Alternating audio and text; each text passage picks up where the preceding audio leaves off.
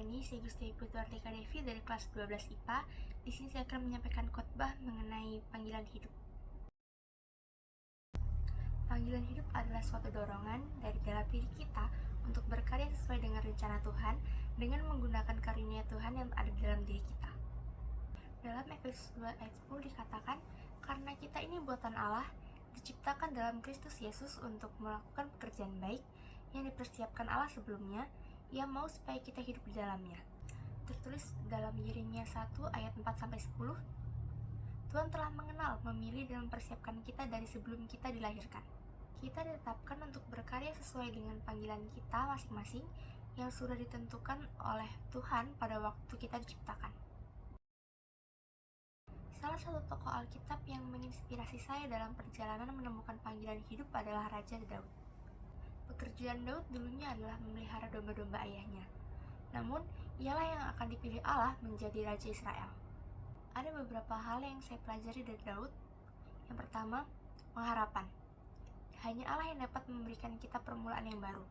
Kegagalan demi kegagalan terjadi, tapi tidak ada batasan bagi Tuhan untuk memulai sesuatu yang baru. Dan hanya kepada Allah lah kita harus berpengharapan. Yang kedua, rendah hati. Hanya Allah yang dapat melihat diri kita sesungguhnya dan siapa kita dalam Kristus. Sebagai orang Kristen, tidak satupun dari kita punya alasan untuk sombong, jadi tetaplah rendah hati. Yang ketiga, pertolongan. Hanya Allah yang dapat memperlengkapi kita untuk melayani orang lain, sama seperti Daud dan Yesus diurapi menjalankan kehendak Tuhan Allah. Demikian juga setiap orang, setiap dari kita dipanggil untuk melayani orang lain. Tidak ada perlengkapan yang lebih baik selain dari Roh Allah sendiri. Daud adalah putra bungsu dari Esau, dan ia berpikir bahwa yang bungsu ini pastilah tidak akan diurapi menjadi raja. Namun yang terjadi itu justru sebaliknya. Ketika Daud masuk, Tuhan berbicara kepada Samuel dan menyuruhnya untuk mengurapi Daud muda sebagai Raja Israel berikutnya. Daud yang awalnya hanya seorang gembala, kemudian menjadi yang terbesar di antara semua Raja Israel, dan berada dalam keturunan Yesus. Para nabi meramalkan bahwa Mesias akan datang dari keturunan Daud. Yesus bahkan disebut sebagai anak Daud. Daud adalah orang yang berkenan di hati Tuhan. Raja Daud sangat yakin bahwa Tuhan tidak akan pernah meninggalkan dia. Ketika dia susah, berduka, sedih, dalam bahaya, difitnah, dihina, diserang dan diperhadapkan dengan berbagai persoalan hidup, dia menjadi kuat. Setiap pergumulannya itu diserahkan sepenuhnya kepada Tuhan. Di pengalaman hidup Daud, Tuhan menyelesaikan setiap persoalan yang dihadapi. Daud mengerjakan apa yang menjadi bagiannya, dan Tuhan menyelesaikan semua urusan dan pergumulan Daud menurut cara, waktu, dan kuasa Allah yang ajaib. Saya memiliki pergumulan mengenai panggilan hidup saya. Saya merasa kesulitan untuk menentukan jurusan apa yang akan saya ambil dan jalani di masa perkuliahan. Saya sudah berusaha melakukan beberapa hal untuk membantu saya menemukan jurusan. Saya melakukan tes bakat minat, dan saya juga berkonsultasi serta meminta pendapat orang-orang di sekitar saya. Awalnya, saya yakin ingin mengambil jurusan teknik arsitektur, karena cocok dengan tes bakat minat dan pendapat orang-orang sekitar saya.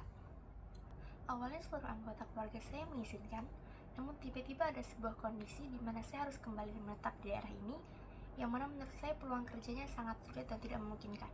Saat itu saya merasa sangat bingung, saya tidak menemukan solusi. Kemudian kami berusaha memikirkan jurusan apa yang memungkinkan untuk saya pilih, yang memiliki peluang pekerjaan baik, cocok dengan bakat minat saya. Keluarga saya menganjurkan untuk memilih jurusan hukum. Saya merasa tidak yakin, dan apakah saya benar-benar bisa gitu pada awalnya. Dalam Yesaya 41 ayat 10 dikatakan bahwa janganlah takut sebab aku menyertai engkau. Janganlah bimbang sebab aku ini Allahmu. Aku akan meneguhkan bahkan akan menolong engkau. Aku akan memegang engkau dengan tangan kananku yang membawa kemenangan. Yang berarti Allah akan selalu menolong dan memberi kita kekuatan. Jadi serahkan saja segalanya itu kepada Tuhan. Kita hanya perlu berusaha dan tetap menjalaninya.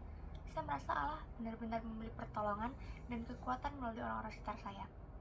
Mereka berusaha mendukung dan meyakinkan saya, sehingga saat ini saya cukup yakin dan berusaha untuk mengikuti tes tersebut. Kita sebagai manusia pasti memiliki rencana untuk masa depan kita. Namun, kita manusia hanya bisa berencana. Segalanya kembali lagi kepada Allah. Jika Allah berkehendak, maka terjadilah, dan jika rencana kita tidak terlaksana, yakinlah bahwa Allah punya rencana yang lebih baik bagi kita. Jangan berputus asa karena Allah akan selalu memberi kekuatan dan juga pertolongan. Terima kasih atas waktunya, Tuhan memberkati.